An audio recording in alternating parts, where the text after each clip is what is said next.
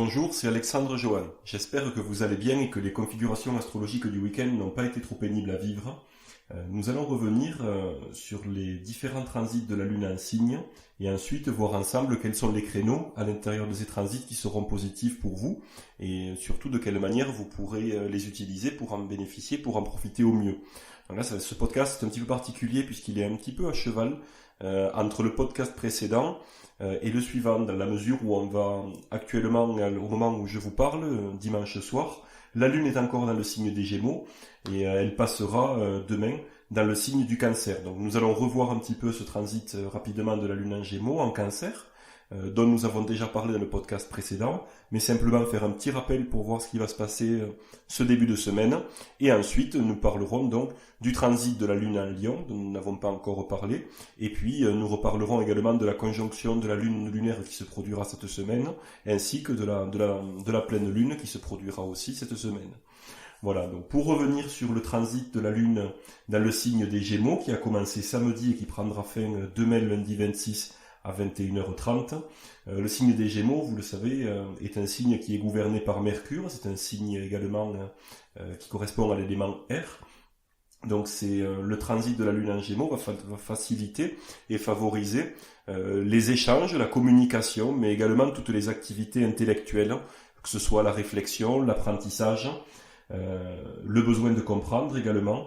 Ça va favoriser, dans la mesure où la communication et les échanges seront avantagés, bien ça va favoriser aussi l'enseignement et la transmission des connaissances et du savoir.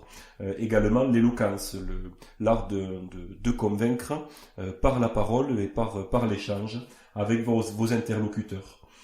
C'est très positif donc pour tout ce qui est les activités dans lesquelles vous allez avoir besoin de réfléchir, de penser, mais également d'échanger et de convaincre et de parler avec d'autres personnes.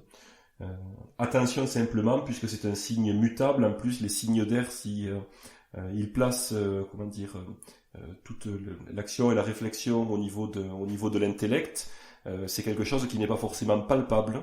Les signes d'air ne favorisent pas forcément le passage à l'acte et surtout peuvent favoriser l'éparpillement quelque part et le fait de partir à droite, à gauche, un petit peu dans tous les sens et sans vraiment aller jusqu'au bout des choses et sans vraiment concrétiser. Ici, le mode mutable vient accroître cette potentialité-là. Donc il faudra vraiment veiller lors d'un transit de la Lune en Gémeaux pour en profiter au maximum, à ne pas se disperser et au contraire à se fixer un but et utiliser toutes ces énergies qui vont vous aider au niveau de l'intelligence, de la compréhension, de la réflexion, mais également de la communication, et bien pour avancer sur le chemin que vous êtes fixé, ou pour réaliser le but également que vous vous êtes fixé. Également, dans la mesure où ça favorise les échanges et la communication, un des travers on en a parlé dans le précédent podcast, donc je vais aller assez vite là-dessus, un des travers assez importants de ce transit pourrait être d'abuser des échanges, d'abuser de la communication. Alors typiquement aujourd'hui, avec les moyens de communication que nous avons, ce serait de passer la journée à envoyer des textos, à envoyer des mails ou éventuellement même sur Facebook. C'est un des travers, à être dans l'excès au niveau de la communication, dans le trop, à ce niveau-là. Donc voilà, simplement je le souligne pour éviter de tomber dedans. Au moment où je vous parle, où j'enregistre ce podcast, donc dimanche, la Lune est toujours dans le signe des Gémeaux jusqu'à demain. Et simplement les aspects ne sont pas vraiment top, puisque l'opposition entre la Lune et Mars a pris fin aujourd'hui dimanche à minuit 37, donc cette nuit de dimanche. Par contre, l'opposition avec Saturne durera jusqu'à demain matin, lundi à 8h43. Un petit peu avant, à 5h du matin, la Lune aura commencé à appliquer un trigone à Jupiter, donc qui est un aspect extrêmement favorable, dans la mesure où il va favoriser toutes les activités, les actions en lien avec la sphère jupitérienne, donc la justice, la loi, la morale, tout ce qui est au niveau de la foi, de la spiritualité, également l'étranger, les voyages, mais également le fait de bien vivre, de s'accorder avec les valeurs portées par la société, les valeurs qui nous entourent et auxquelles on doit se plier, également les idéaux. À savoir que lorsque la Lune en plus fait un aspect harmonique avec Jupiter, globalement, c'est synonyme de chance et de réussite, et également d'expansion sur les projets que vous entreprenez sous de telles influences. Donc ce trigone commencera le lundi, donc demain matin, à 5h09 du matin. Il faudra simplement attendre 8h43 à la fin de l'opposition avec Saturne, qui elle apportera plutôt des désillusions, de la frustration, de l'insatisfaction, du mécontentement, et une humeur plutôt terne. En plus, l'opposition entre la Lune et Saturne, c'est à la fois la difficulté à trouver un équilibre entre la froideur, le sérieux, le sens des responsabilités, et d'un autre côté, votre imagination, votre côté sensible, vos ressentis, vos émotions. Donc, en plus de ça, Saturne, lorsqu'il est en aspect dissonant avec la Lune, pourra apporter des embûches, du retard, voire l'échec. Donc vraiment, si vous avez un projet important à entreprendre, notamment dans le domaine de la communication ou dans le domaine des activités intellectuelles, eh bien vous pourrez l'entreprendre après 8h43 demain matin. Sachant que demain à 21h30, la Lune sortira du signe des Gémeaux et entrera dans le signe du Cancer, donc dans son domicile. Petite parenthèse pour ceux qui m'écoutent, si vous m'écoutez pour la première fois, je parle toujours en zodiaque sidéral, dans le zodiaque des étoiles. Voilà, je ferme la parenthèse là. Donc à 21h30, demain lundi, la Lune entrera dans son domicile, le signe du Cancer, et elle transitera donc dans ce signe jusqu'au mercredi 28 à 22h39. Lorsqu'elle rentrera dans ce signe, elle sera toujours en trigone à Jupiter. Donc lorsque la Lune est en Cancer, son domicile, on en avait également parlé dans le podcast précédent, elle a la possibilité, comme toute planète dans son domicile, d'exercer librement ses influences, sans être, entre guillemets, ni influencée, ni parasitée par le filtre, en quelque sorte, de l'énergie du signe. C'est-à-dire qu'elle est parfaitement en accord avec le signe dans lequel elle se trouve, et elle peut donc librement exercer son influence, comme disaient les anciens, comme le maître en sa demeure à l'époque, qui était libre de ses mouvements, qui faisait absolument ce qu'il voulait, puisqu'il était chez lui. Voilà un petit peu le rapprochement que l'on peut faire. Donc simplement, attention lorsque la Lune est en Cancer, à l'augmentation de la sensibilité, des ressentis, mais aussi du lymphatisme associé à la fois au signe, mais surtout à la Lune. C'est-à-dire au fait un petit peu de se laisser porter par les flots et d'attendre et de voir ce qui arrive, attendre un petit peu que ça tombe du ciel. Donc c'est également un des risques, même si on est dans un signe qui est cardinal, c'est-à-dire un signe de mode cardinal, un signe favorable au passage à l'acte, à l'action, au dynamisme, à l'entreprise. Ce qui fait qu'effectivement, le transit de la Lune en signe du Cancer est favorable pour entreprendre, pour créer, pour faire des démarches et pour aller de l'avant. Simplement, il faut faire attention, comme à chaque fois lorsque la Lune transite un signe, de ne pas tomber quelque part dans les pièges inhérents à ce signe. Ça va croître considérablement aussi votre réceptivité aux ambiances et aux énergies ambiantes extérieures. Vous pourrez vous sentir un petit peu comme une éponge par rapport aux énergies environnantes et ressentir de façon décuplée par rapport à ce que vous avez l'habitude de ressentir. Voilà. C'est favorable aussi à toutes les activités domestiques, tout ce qui tourne autour du foyer, de la maison, mais aussi de la famille. Donc que ce soit pour vous occuper de votre maison, de votre appartement, faire du rangement, vous livrer à des activités domestiques, ou par exemple aussi faire des choses en famille, avec votre famille, recevoir, faire des sorties avec la famille. Et voilà, c'est très positif et très favorable lorsqu'on a ce transit de la Lune en Cancer. La Lune en Cancer favorise aussi tout ce qui a trait aux recherches historiques, se plonger dans le passé, dans les traditions. Donc ça peut être intéressant à la fois de lier l'aspect familial avec la recherche historique. Si vous, par exemple, vous voulez lancer des démarches dans la généalogie, pour remonter un petit peu votre arbre généalogique et voir qui étaient vos ancêtres, typiquement un transit de la Lune en Cancer sera très très favorable pour ça, pour entreprendre de telles démarches, mais aussi tout simplement pour aller flâner dans les brocantes et les antiquaires. Ça peut être très sympa pour ça aussi. Voilà, pour être baigné d'une ambiance astrale, une ambiance astrologique propice à faire ces activités. Quand on parle des brocantes et des antiquaires, le faire lorsque la Lune est en Cancer ne va pas forcément vous aider à dénicher la pépite, mais par contre, des fois quand on fait des choses, on les fait, on a envie de les faire, mais on sent que c'est pas forcément le moment, on sent que ça pourrait être mieux à un autre moment, que l'ambiance du moment ne s'y prête pas, et c'est tout simplement l'ambiance astrale du moment.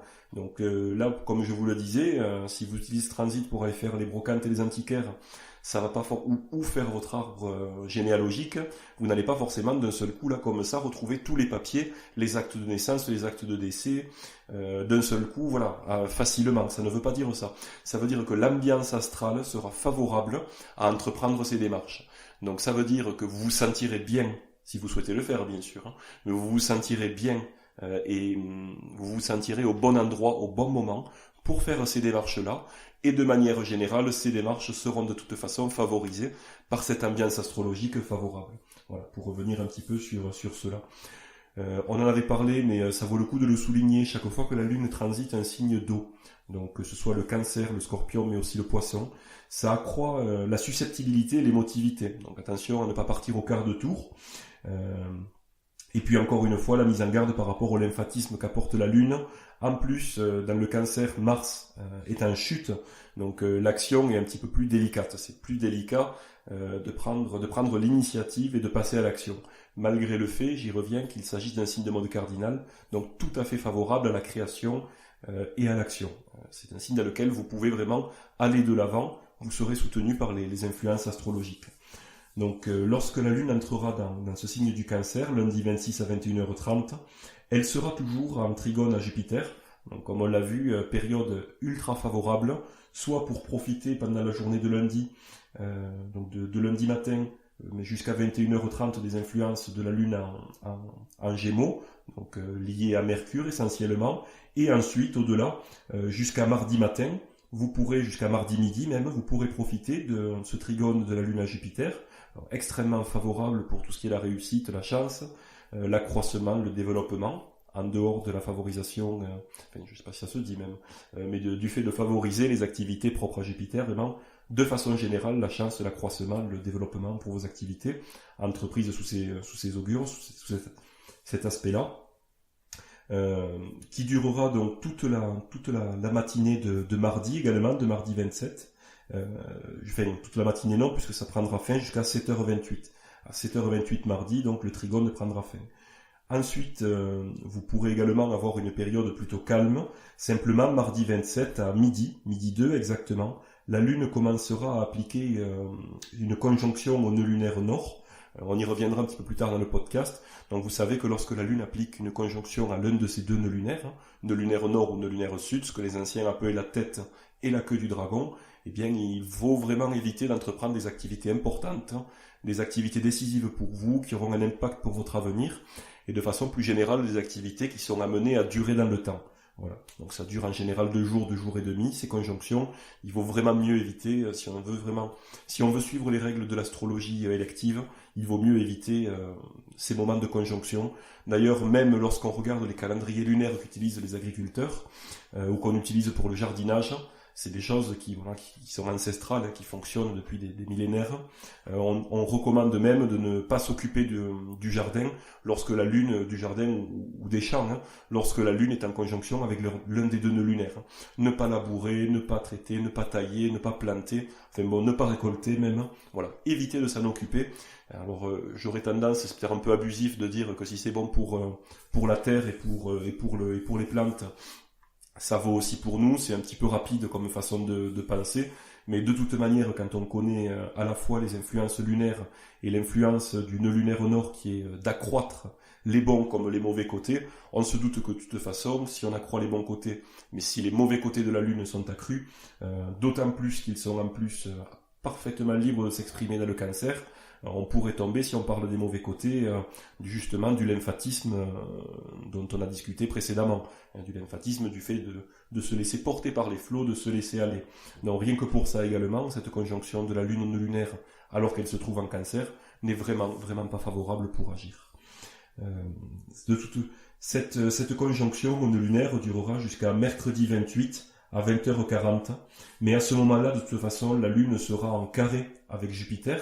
Le trigone aura pris fin, il a pris fin mardi à 7h28, mais mercredi matin à 9h42, donc la Lune appliquera un carré à Jupiter, et là c'est un aspect, si un aspect harmonique à Jupiter avec la Lune apporte la chance, la réussite et l'expansion, de façon générale, je simplifie un petit peu, mais l'idée c'est ça, lorsqu'on a un aspect dissonant avec Jupiter, entre la Lune et Jupiter, eh bien, c'est le contraire qui se produit, à savoir le manque de chance, la difficulté à trouver l'expansion, la difficulté à trouver la réussite, et surtout de grandes frictions entre à la fois les domaines dont on a parlé gouvernés par Jupiter, la foi, la justice, la morale, les hautes valeurs, la spiritualité, le voyage, et l'imagination d'une part, et d'autre part vos ressentis, vos émotions, et même le subconscient représenté par la lune.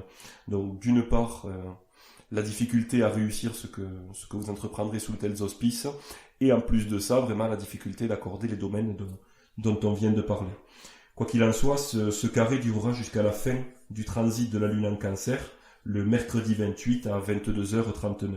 À ce moment-là, la Lune entrera dans le signe du Lion, donc toujours sous ses mauvaises auspices. Donc comme on vient de le voir, mercredi 28 à 22h39, la Lune entrera dans le signe du Lion, qui est le domicile du Soleil. On en avait parlé également, si le Cancer est le seul et unique domicile de la Lune, le signe du Lion est le seul et unique domicile du Soleil, puisque les deux luminaires n'ont qu'un seul domicile, alors que les autres planètes du septénaire ont chacun deux domiciles. C'est un signe également de feu, donc vraiment d'action, c'est un signe fixe qui va permettre de se maintenir dans la durée, qui va permettre de maintenir ce que vous avez, de maintenir les acquis, et de continuer à bâtir sur ces acquis pour développer tout ça. Dans la mesure où c'est un signe de feu, c'est également un signe de polarité positive. La Lune transitera donc dans ce signe jusqu'au samedi 3 à minuit 43. Voilà. Lorsque la Lune transite le Lion, ça développe votre sociabilité, le fait d'aller vers les autres, ça favorise également les rencontres, et particulièrement, plus spécialement, les rencontres amoureuses. Donc, c'est toujours bon à savoir si votre cœur est à prendre. Vous pouvez profiter d'un tel transit, lorsque la Lune est en Lion, pour aller vers les autres, pour sortir, pour essayer de faire de nouvelles rencontres. Pourquoi est-ce que ça favorise ça ? D'une part parce que ça vous aide à être vous-même, ça vous aide à vous extérioriser, vous êtes très à l'aise pour aller vers les autres, mais en plus, lorsque la Lune transite ce signe gouverné par le Soleil représente à la fois votre personnalité profonde, mais aussi d'une part la vitalité, et d'autre part votre confiance en vous, la façon de rayonner quelque part et de vous montrer au monde, d'avoir la capacité aussi d'attirer les regards, de vous placer au centre du jeu. Lorsque la Lune transite ce signe gouverné par le Soleil, donc, en plus un signe de feu qui vous donne de l'énergie, qui vous donne de la fierté, vous avez la tête haute, vous relevez le menton, dans ce signe, eh bien, ça va accroître, développer votre confiance en vous, votre volonté d'aller vers l'avant, ce qui est très intéressant et ce qui est favorable donc eh bien pour être remarqué et pour attirer les regards sur vous. C'est très intéressant aussi pour toutes les activités où vous êtes au centre. Donc si vous voulez sortir, faire de nouvelles rencontres et globalement vous livrez à des activités dans lesquelles eh bien, vous êtes un petit peu au centre des attentions et au centre du jeu, eh bien typiquement le transit de la Lune en Lion est parfait pour cela. C'est un transit aussi qui est très intéressant qui est très favorable pour tout ce qui a rapport aux enfants. Donc si vous avez des activités à faire avec les enfants, des sorties, des jeux, voilà, pour en profiter, pour vous amuser avec eux, pour passer des moments avec des enfants, que ce soit pour aller au jardin d'enfants, profiter de jeux, passer des bons moments avec eux, et bien aussi voilà, ce transit. Si le transit précédent de la Lune en Cancer était favorable pour les activités familiales, et quand on parle de famille, c'est principalement aussi nos ascendants. Lorsqu'on on passe la Lune dans le signe du Lion, eh bien c'est sympa pour s'occuper avec les descendants en quelque sorte, les enfants. Voilà. Attention par contre à ne pas trop tenir compte du coup à ce que pensent les autres, puisque c'est un signe où on va faire attention à la manière dont on se comporte, à la manière dont on est vu et jugé par ceux qui nous entourent. Donc il faut faire attention lorsque la Lune transite ce signe, de ne pas tomber dans ce pendant négatif et de ne pas trop accorder d'importance au regard et au jugement des autres. Également aussi ne pas tomber quelque part dans l'égoïsme, dans le fait de ne penser qu'à soi et à l'orgueil que développe ce transit, avec typiquement l'effet qui peut être de penser d'avoir absolument raison envers et contre tous, et de ne plus du tout regarder ce qui se passe autour de soi, de ce que pensent paradoxalement les gens autour de soi à un sujet particulier, puisqu'on est très attentif à ce que pensent les autres au sujet de nous-mêmes, mais on est peu attentif, paradoxalement, à ce qu'ils pensent de tout un tas de sujets connexes et autour de l'actualité, de quoi que ce soit. Donc faire attention de ne pas trop se fier à ce qu'ils pensent de vous-même, mais en revanche de les écouter et de ne pas tomber dans un orgueil excessif qui ferait de penser qu'on est seul à détenir la vérité. Voilà le travers négatif de la Lune dans le signe du Lion. Donc lorsque la Lune entrera dans ce signe du Lion, mercredi 28 à 22h39, elle sera toujours en carré avec Jupiter. Ce carré durera jusqu'à jeudi, tôt dans la matinée, puisqu'à 5h29, ce carré prendra fin. Donc à ce moment-là, vous bénéficierez un petit peu d'une période d'accalmie. En plus, à 5h59, donc une demi-heure après, la Lune commencera à appliquer un aspect harmonique avec Saturne, donc un trigone, qui est plutôt positif, même si les deux planètes sont de nature vraiment très différente et qu'elles s'accommodent difficilement l'une de l'autre lorsqu'elles sont conjointes. En revanche, lorsqu'un aspect harmonique les lie, là, de toute manière, ça devient une alliance positive. Donc c'est quelque chose de favorable. Par contre, vous ne pourrez en profiter que peu de temps, que 2 heures, puisque à 7h59, la Lune commencera à appliquer l'opposition au Soleil, ce qui n'est rien d'autre que la pleine Lune. Mais ça apportera des petits soucis. Lorsque la Lune est en trigone à Saturne, c'est quelque chose. Le trigone est un aspect harmonique qui apporte du potentiel. Là où le sextile est également un aspect harmonique qui apporte la capacité à agir, qui va être dans une dynamique d'action, qui va mixer les énergies des deux planètes en présence et unies par le sextile, ou reliées plutôt, par le sextile, ça va créer un potentiel d'action, là où le trigone, lui, crée simplement du potentiel, c'est-à-dire une énergie favorable, mais ne va pas pousser forcément à l'action. Donc c'est à vous, pour bénéficier des énergies favorables et positives d'un trigone, et pour en bénéficier tout simplement, ça va être à vous à faire la démarche, à faire le premier pas, à aller de l'avant. De toute façon, vous êtes dans un signe, dans le Lion, qui est un signe de feu, qui pousse à l'action, qui aide à agir. Donc voilà, il n'y aura pas de souci à ce niveau-là.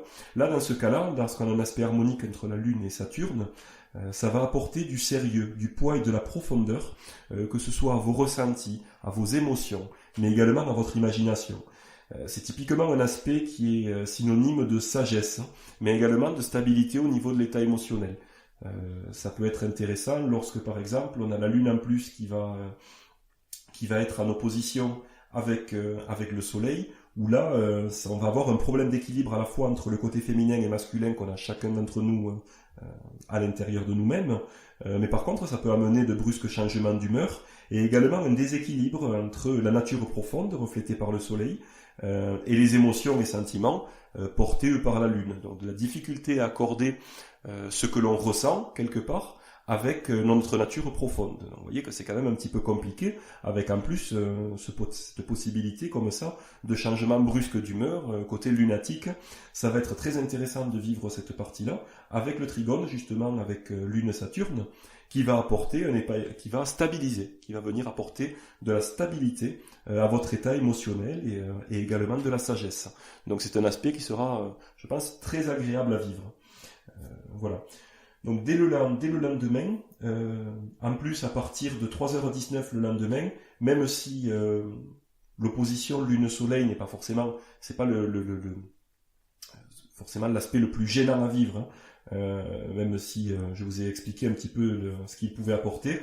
De toute manière, le lendemain, le vendredi 2 à 3h19 du matin, la Lune va appliquer encore une opposition, cette fois-ci à Mercure. C'est vrai qu'à partir de là, il faudra mieux ne pas engager de choses importantes, puisque ça va apporter un conflit entre l'imagination, les sentiments, et votre intellect, votre côté analytique. Donc vraiment de la difficulté à harmoniser quelque part ce que vous ressentez à l'intérieur de vous et ce que vous intellectualisez dans votre tête. Le conflit typique entre le cœur et la raison. En plus de ça, ça pourra engendrer des problèmes de communication et de compréhension mutuelle. Donc vraiment, voilà, à partir du moment où la Lune applique l'opposition et de façon générale un aspect dissonant à Mercure, en plus d'un aspect dissonant au Soleil, il vaudra mieux éviter d'agir, sachant que ça va durer jusqu'à la fin du transit de la Lune en Lion, le samedi 3 à minuit 43. Donc pour synthétiser ce transit, vous aurez un très court créneau favorable, jeudi matin, de 5h29 du matin jusqu'à 7h59. Donc vous aurez à peu près 2h30 pendant lesquelles, si vous avez quelque chose d'important à faire, vous pourrez profiter de ce créneau Si vous ne pouvez pas attendre un petit peu plus tard pour avoir des influences plus bénéfiques et plus positives, eh bien vous pourrez profiter de ça jeudi matin. Voilà. Simplement, on va revenir sur la conjonction de la Lune au nœud lunaire qui se produira mardi, donc mardi 27 à midi 2, et qui durera jusqu'au lendemain, le mercredi 28 à 20h40. Donc simplement, on a déjà fait le petit rappel au niveau vocabulaire, le synonyme, le nœud lunaire au nord, synonyme de tête du dragon, et donc ce qui est opposé de l'autre côté du zodiaque en 180 degrés, puisque les deux nœuds lunaires sont opposés. Ils se situent à 180 degrés l'un de l'autre. Donc de l'autre côté du zodiaque, de l'autre côté du nœud lunaire nord, on a le nœud lunaire sud, qui lui était appelé la queue du dragon. On va faire juste un petit rappel astronomique, ça peut être intéressant pour savoir de quoi il s'agit, parce que lorsque l'on parle de planètes, d'astres plus généralement, en incluant bien souvent le Soleil, on l'inclut des fois en disant une planète, même si on sait bien sûr que c'est une étoile, mais ce sont chaque fois des points physiques, c'est-à-dire ce sont des objets qui ont une masse et qui sont des objets physiques. Lorsque l'on parle des nœuds lunaires, ce sont des points fictifs qui n'existent pas. Ce sont des points purement géométriques, et même si ce sont des points géométriques, ça n'empêche pas qu'ils étaient connus depuis la nuit des temps et depuis l'Antiquité.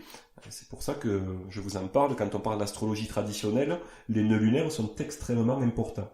Ce sont en fait les nœuds lunaires, ils sont à l'intersection entre l'orbite de la Lune d'une part et l'écliptique d'autre part. L'écliptique, c'est une notion à la fois astronomique et astrologique extrêmement importante, puisque c'est de part et d'autre de l'écliptique que l'on a la bande du zodiaque, puisque l'écliptique qui est simplement la trajectoire du Soleil dans le ciel au cours d'une année, lorsque nous, observateurs terrestres, on a l'impression que le Soleil tourne autour de la Terre, c'est d'ailleurs pour ça que certains anciens pensaient que la Terre était au centre de l'univers et que tout tournait autour, parce que c'est vrai, quand on est un observateur terrestre, on a l'impression que le Soleil fait le tour du zodiaque vu de la Terre en une année. Donc ce tour du zodiaque, en fait, c'est simplement l'écliptique, qui est la trajectoire du Soleil, qui parcourt les 12 constellations du zodiaque. Donc voilà tout l'intérêt de comprendre ce qu'est l'écliptique et qui a donné naissance donc au zodiaque.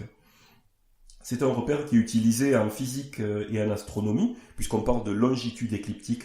C'est cette longitude que l'on utilise quand on parle des coordonnées de la Lune, du Soleil, dans le zodiaque. Simplement, on a divisé les 360 degrés de l'écliptique, on les a divisés en 12 portions, 12 secteurs de 30 degrés chacun, qui sont les 12 signes du zodiaque. Et on a attribué, de façon symbolique, c'est là où on peut parler d'astrologie symbolique et où on se rend compte que l'astrologie ne peut pas être scientifique. Même si ça a été une mode, à un moment donné, d'essayer de faire coller au plus l'astronomie avec la science et essayer carrément de faire et de prétendre que l'astrologie était une science, elle ne peut être au mieux, avec des guillemets, qu'une science humaine, comme peut l'être à ce moment-là certaines disciplines, on va dire, autour de la santé, autour de l'économie, autour de l'ethnologie, de l'étude de l'être humain, de la psychologie. Ce sont des sciences sociales, ce sont des sciences humaines. Et l'astrologie peut être à ce moment-là, oui, une science humaine. Mais ce n'est pas une science au même titre que la physique, que la chimie, que les mathématiques. On ne peut pas le mettre sur le même plan, puisqu'il intervient, déjà lorsqu'on commence à parler de signes du zodiaque, si ces signes, eux, ont une réalité physique, puisqu'ils sont situés sur l'écliptique qui est la trajectoire du Soleil autour de la Terre, vue par un observateur terrestre, toujours. En revanche, le fait de dire que, par exemple, comme on l'a vu précédemment, que le Soleil a son domicile dans le signe du Lion, que c'est un signe de feu, que c'est un signe fixe, que c'est un signe de polarité positive, que lorsque une planète se trouve par exemple dans le signe du Lion, eh bien le Lion va l'influencer dans le sens de la sociabilité, dans le sens d'aller vers les autres, dans le sens de rendre ce domaine brillant, voilà, toutes ces choses-là. Lorsqu'on parle d'un thème astral et que l'on dit par exemple que le Soleil était en Lion, bien qu'on va avoir une personne brillante avec une belle stature qui sera regardée par les autres, quelqu'un qui aura confiance en lui avec une belle détermination. Lorsque l'on dit tout ça, on est dans la symbolique. Simplement, les anciens ont repéré que par rapport à cette division de 12 signes, eh bien, ils ont observé de manière empirique ces choses-là. Donc on est à la fois dans la symbolique, mais ça ne veut pas dire l'inefficacité. Ce n'est pas parce que ce n'est pas scientifique comme tout ce qui tourne autour de l'hermétisme et de l'ésotérisme, c'est quelque part prouvé de façon empirique par l'expérience de siècles et de siècles de vérification de ces données, puisque les gens les utilisent. Typiquement, on parlait tout à l'heure d'agriculture, il n'y a personne de plus pragmatique sur Terre qu'un agriculteur. S'il fait quelque chose et que ça marche, et qu'il a une belle récolte et qu'il peut déjà se nourrir et profiter de sa récolte, eh bien l'année qui suit, il continuera à utiliser cette méthode. S'il se rend compte que la méthode qu'on lui donne, eh bien, il récolte rien, ou qu'il fait une récolte mauvaise, l'année qui suit, il passera à autre chose, il va le laisser de côté. Or là, on a des siècles et des siècles, voire des millénaires d'agriculteurs qui disent, lorsque la Lune est conjointe au nœud lunaire, on ne fait rien, on ne s'occupe pas de la terre, on ne s'occupe pas des récoltes, on ne s'occupe pas des plantes, on ne s'occupe pas de ce qu'on a planté. Donc c'est vraiment qu'on a une vérification empirique au fil des siècles. C'est là où on trouve la justification et la source de l'astrologie. En dehors du fait que quand soi-même on s'y met, on se rend compte à chaque fois que ça fonctionne. Ça fait des années que je pratique l'astrologie et je dois vous dire que très régulièrement, je suis émerveillé à chaque fois de me dire c'est bluffant, c'est de plus en plus bluffant de voir à quel point ça fonctionne. Lorsqu'on parlait tout à l'heure des ambiances astrales, des ambiances astrologiques, c'est bluffant de voir que je vous parlais la dernière fois du début de l'aspect dissonant entre Mars et Vénus. Je ne sais pas ce qui s'est passé pour vous, je ne sais pas ce qui s'est passé chez vous, je ne vais pas vous raconter ma vie, mais ça a été vécu pour moi, ce début de transit, assez brutalement. L'ambiance au moment de ce début de transit a radicalement changé. Il y a des choses qui se sont produites qui étaient typiquement dans ce qu'on avait pu annoncer, de ce que j'ai pu vous donner, de l'interprétation de cet aspect dissonant, qui va malheureusement durer encore quelques jours, jusqu'à début mars. On était typiquement là-dedans. Lorsque, par exemple, j'utilise beaucoup les heures planétaires ou même les règles d'astrologie élective pour choisir le moment pour faire des choses aussi, que ce soit s'occuper de la maison, s'occuper de choses banales, de bricolage, de rangement.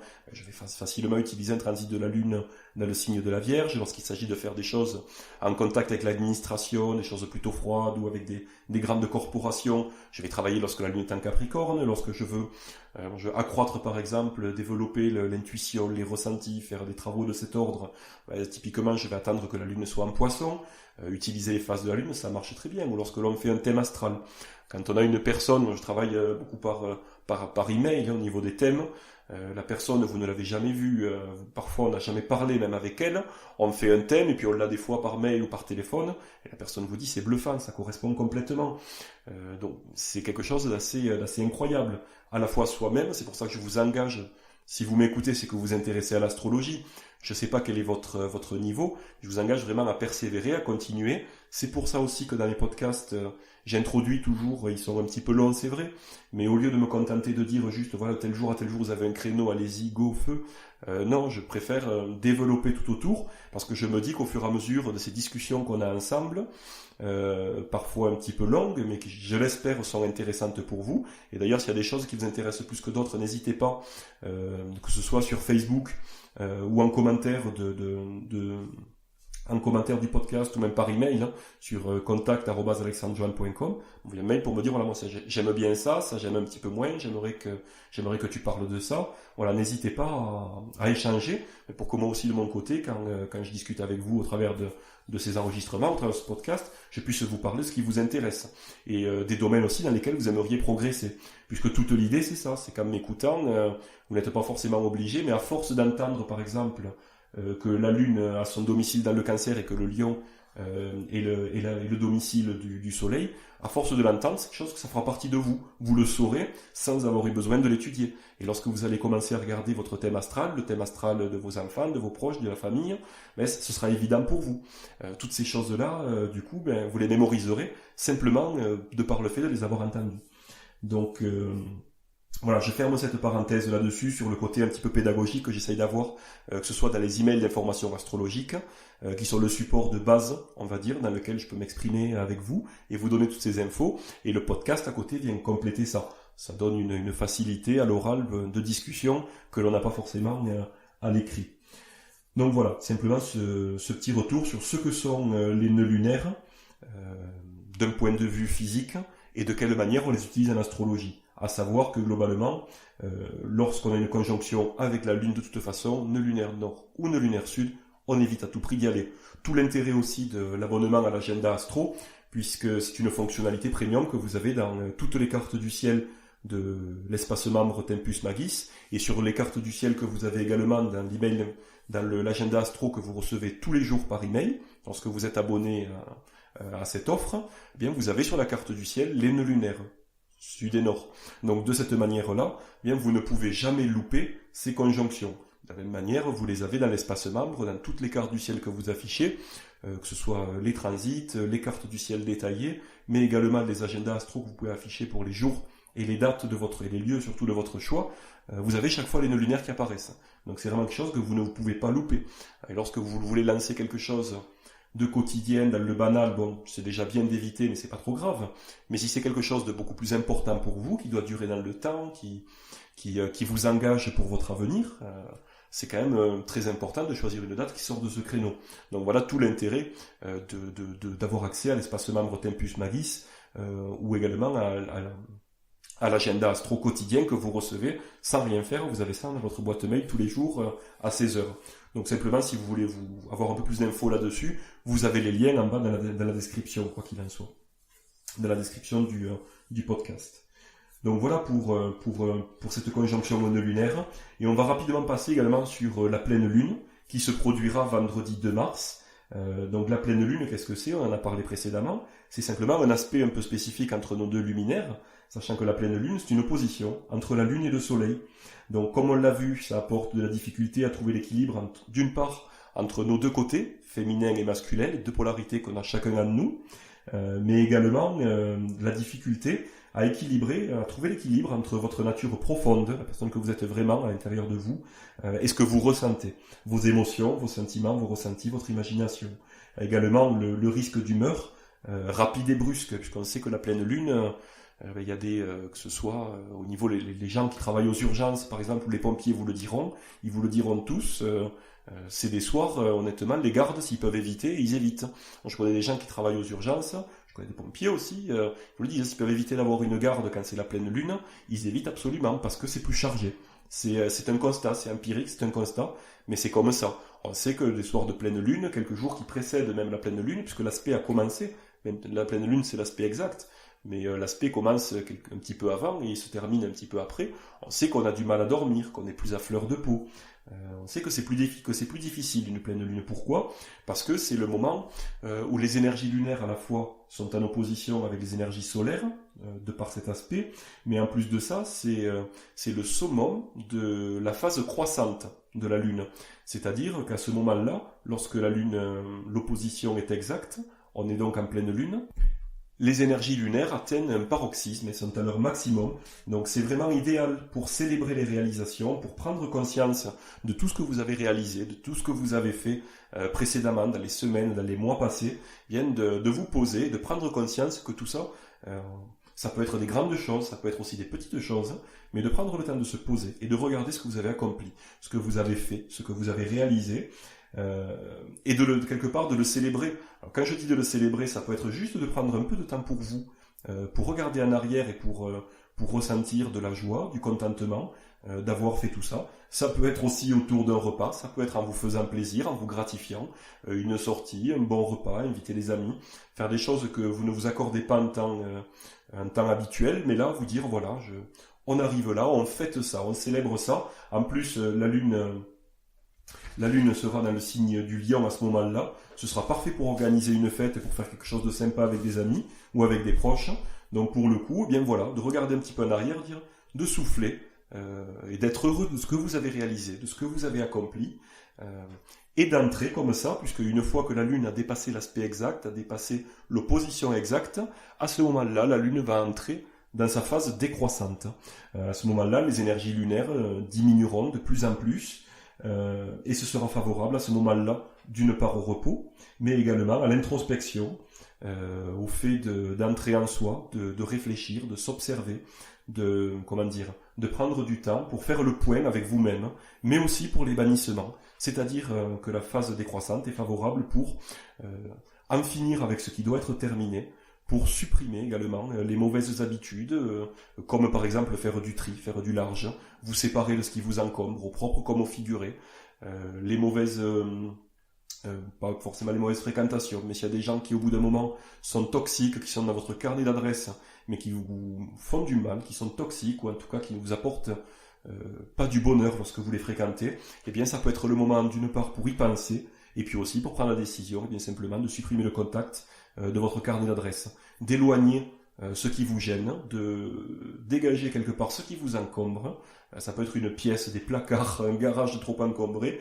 Et bien voilà, de tout mettre de côté et de profiter de la phase décroissante pour bannir quelque part, pour évacuer ce qui doit l'être, de manière à vous retrouver au moment de la nouvelle lune, lorsque la lune et le soleil seront conjoints, et bien prêts pour attaquer la nouvelle phase croissante, attaquer du bon pied, libérer des boulets qui pouvaient vous traîner un petit peu en arrière, qui pouvaient vous gêner, pour de nouveau attaquer une phase croissante d'expansion et de développement.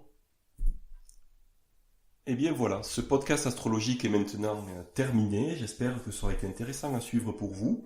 Alors simplement voilà, j'y reviens. Si vous avez des suggestions, des choses, des petits retours, aussi bien positifs, ça fait toujours plaisir de savoir que ça vous plaît, que ça vous convient, que ça vous intéresse, que les thèmes qu'on aborde sont aussi les thèmes que vous avez envie d'entendre. Et puis des suggestions de choses ou dans le ton, ou peut-être de sujets que vous souhaiteriez qu'on aborde ensemble. N'hésitez pas à me faire des retours, ou par Facebook, ou par mail, sur contact@alexandrejoanne.com. Et également, si vous voulez en savoir plus, en découvrir plus sur l'agenda astro que vous pouvez recevoir tous les jours dans votre boîte mail, 365 jours par an, et également les fonctionnalités premium de l'espacement Tempus Magis, et bien également, vous pouvez aller sur le site tempus-magis.fr. En bas, vous avez un petit lien pour en savoir plus et pour découvrir toutes ces fonctionnalités desquelles vous pouvez bénéficier, donc pour vous faciliter la vie et surtout pour être plus facilement au bon endroit au bon moment. Voilà, bien écoutez, il ne me souhaite plus qu'à vous souhaiter une bonne soirée, une bonne fin de week-end si vous m'écoutez ce soir dimanche, ou une excellente journée et une très belle semaine si vous m'écoutez demain lundi. Voilà, je vous dis à très bientôt, bye.